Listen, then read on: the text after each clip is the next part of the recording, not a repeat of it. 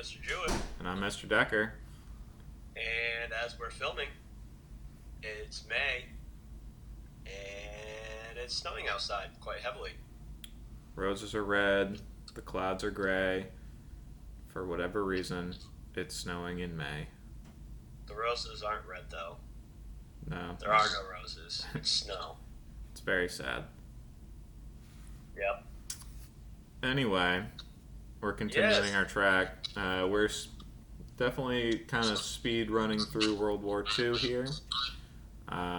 We've got the entrance of the United States in the war today. And why did the U.S. get involved with the war? Are you asking me, or? I'm asking you. Oh, a bunch of different reasons, but the main one is we were attacked. We were. We were attacked viciously, some might say. And suddenly, surprisingly. Yeah, surprise being, I suppose, the key word, depending on your definition of it. Hmm. Well, we had a little bit of warning, but we didn't really listen. But anyway, yes, we were attacked by the Japanese. Like Mr. Decker had explained in our last video, Japan had been attacking China since the early 1930s. We weren't really a big fan of that, and we did have a really big trade with Japan with oil and metals, which is everything you need to start a war in the 1900s, and we stopped trading with them. Exactly. That made Japan very angry with us. As the great philosophers say, oil make boats go. So without oil, Japan realized that its conflict wasn't super sustainable. So they needed kind of a way of getting these oil supplies back and maybe send a little bit of a message, thinking war might be inevitable with the U.S. anyway. Right.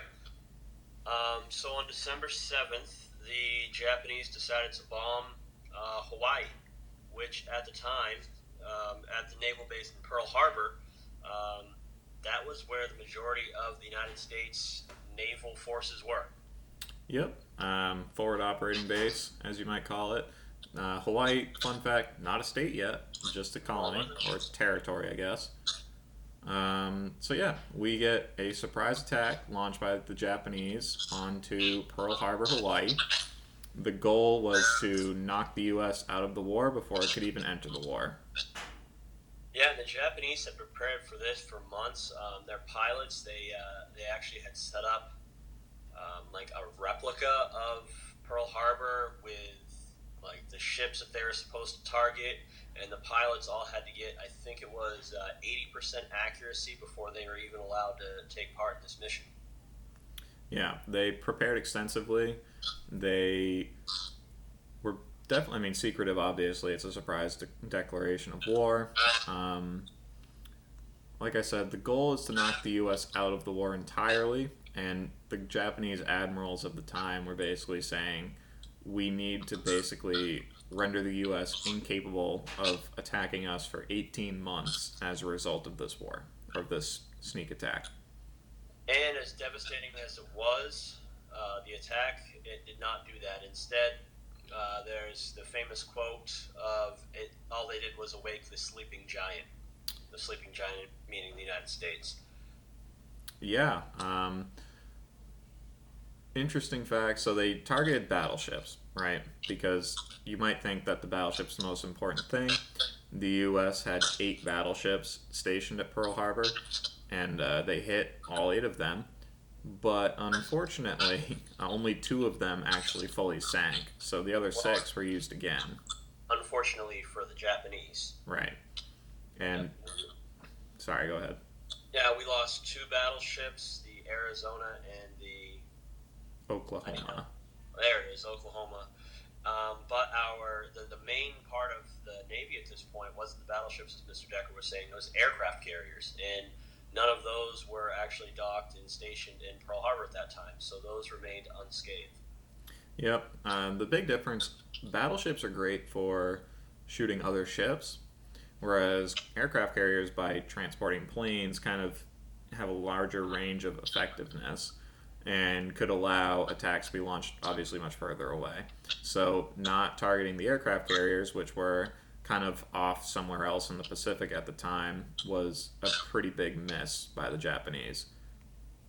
Yep. So they came in the morning of December 7th, attacked Hawaii for a total of 110 minutes, just under 2 hours, and killed thousands of people, thousands of soldiers. They potentially could have went further in towards the United States, but they didn't, thankfully for the United States. And after those 2 hours were up, they left, and the United States the very next day under FDR declared war on Japan, the next day against Germany. FDR, one of his famous quotes was, "It was a day which will live in infamy." Yep, pretty spot on there, especially if you're Japanese. I would say it's a pretty infamous day in history for the war. They were hoping for 18 months for the U.S. to be able to do anything. They were way off with that mark because by not targeting repair facilities and oil storage yards, the U.S. could basically rebuild and relaunch before the end of 1942. Yeah, pretty big folly on the Japanese part, and you have two different fronts. You have the European front, the Pacific front. We're now actually going to talk about the European front with the United States and some of the big things that we did over in Europe. So we're going to shift gears a little bit. Yeah. So are we doing that next video, or we want to keep going? Oh, whoops. Is that two different things? That's two different things. My bad. So anyway, to wrap this up, FDR declares war on Japan, and Congress agrees with that. And then Italy and Germany declared war on the United States. So World War II, officially all hemispheres, World War, U.S. coming into fight. Yep. And as a segue to repair my past faults, our next video... There it is. There it is. We'll start talking about the United States and Europe. All right, so that's the plan. Here is Mr. Decker. And I'm Mr. Jewett. And we are signing off. End of another video.